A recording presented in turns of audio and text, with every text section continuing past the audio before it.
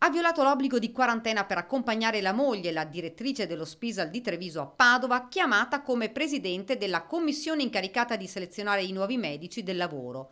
La polizia ha scoperto l'uomo, Raffaele Di Meo, 68 anni, la sera del 21 di febbraio nell'hotel Alcason in via Sarpi a Padova. Immediate le polemiche. Sì, ha sollevato polemiche e ci si spiace anche perché ovviamente queste cose fanno sempre un po' male, nel senso che si creino queste situazioni, però devo anche dire un po' a difesa della dottoressa, a quale abbiamo chiesto ovviamente una relazione, che il marito era ovviamente diventato positivo e si aspettavano non i 14 giorni come con tutti si fa il tampone negativo, perché lui era il 14° ancora positivo.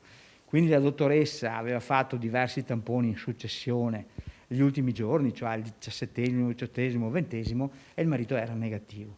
Era già negativo, ma avrebbe dovuto fare l'ultimo tampone il 23 febbraio. Una leggerezza che potrebbe costare una pesante sanzione all'uomo finito sotto inchiesta nelle indagini condotte dalla magistratura padovana.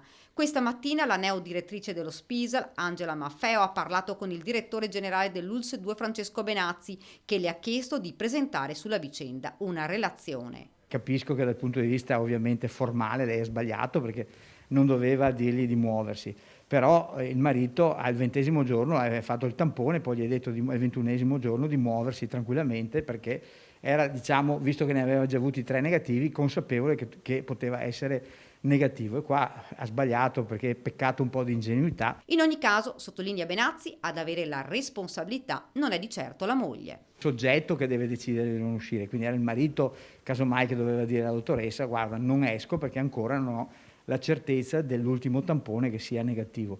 La dottoressa non va imputato, abbiamo chiesto una relazione per avere chiarezza, niente altro.